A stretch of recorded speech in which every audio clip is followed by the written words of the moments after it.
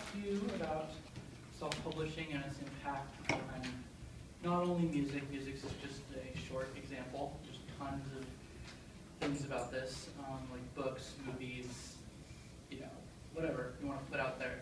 But basically, I feel that the shift by content creators to self-publish in the last decade or so with the advent of the internet is one of the more important cultural shifts in a long time. So how many of you had a friend or a family member go, there's this awesome band, you have to check them out on YouTube right now? I mean, we've all probably had that. So, I mean, 20 years ago, you wouldn't be able to do that. So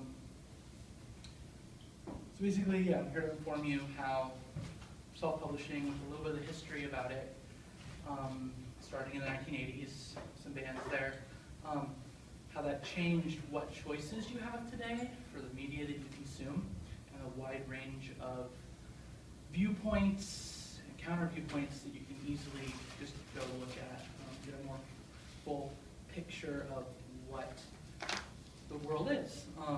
So prior to the net, self-publishing was really expensive. You couldn't do it yourself very easily. It required machinery and things like that. So according to Steve Chick of The Guardian, so one of the Greg Ginn, main guitarist of Black Flag, owned a radio parts company, so solid state transistors, and he ran it from his parents' house. So probably, most of you probably heard of Black Flag, even if you've never seen them or heard them. Basically, they're a punk band that started in 1975 or 76 in LA. Got Henry Rollins and a bunch of people like that. Back then, it cost about $2,000 to make 1,000 copies of a record. And they had to self-publish at that time due to reasons I'll go into. But that's $2 a record, and you had to have the equipment and things like that. So back then, that was a lot of money. So basically what happened is you had Black Flag, and they had their first album, and they sold well, I guess, enough to make a second album. And they tried to go the corporate route with that by going with MCA. And according to the website, the Mighty Black Flag, which is a history of Black Flag, the corporate company MCA deemed it an anti-parent record, and they also deemed it unsuitable for corporate release. And there was a big, lawsuits and things like that. They couldn't even use their own name to publish their music. So they ended up having to basically do all the work themselves, like building radio transmitters and things like that for, this guy's company in order to bankroll their own production of their own albums that you could play on a record player.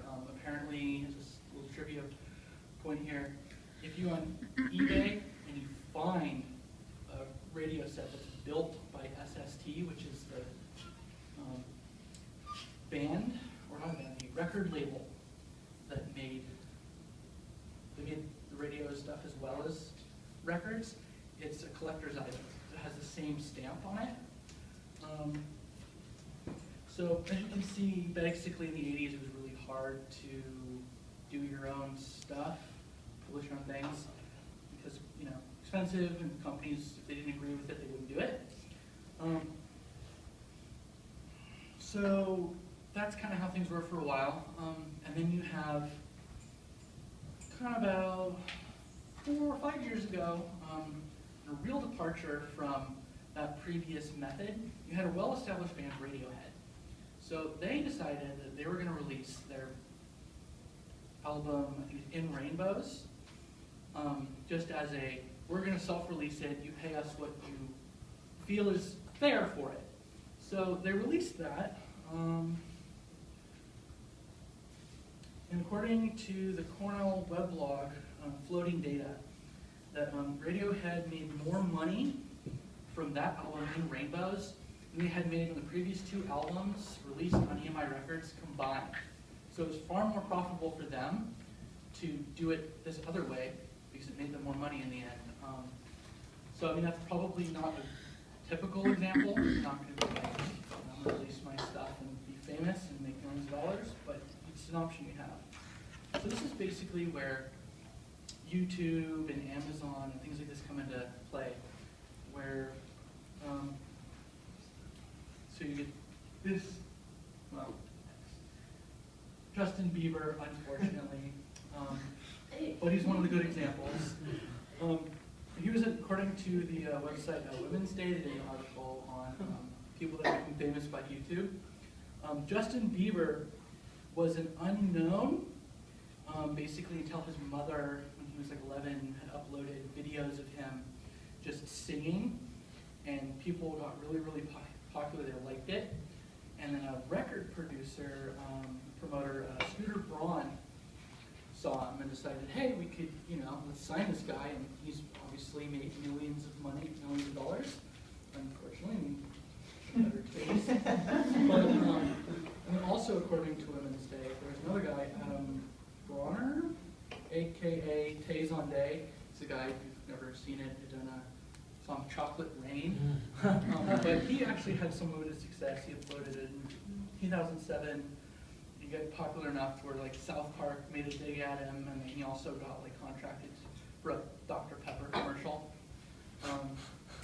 So as you can see, from Black Flag to Justin Bieber, unfortunately, that basically anybody can publish whatever they want. You could, you could be in your garage and record yourself playing the guitar and singing and put it on YouTube, and it could be horrible, it could be great, and someone will be able to see that. So my challenge to you is to basically go on YouTube and just kind of explore. Go look at what's there and realize and understand that 20 years ago, in order to see that much variety, it would have taken a lot more work. So I thank you for your time.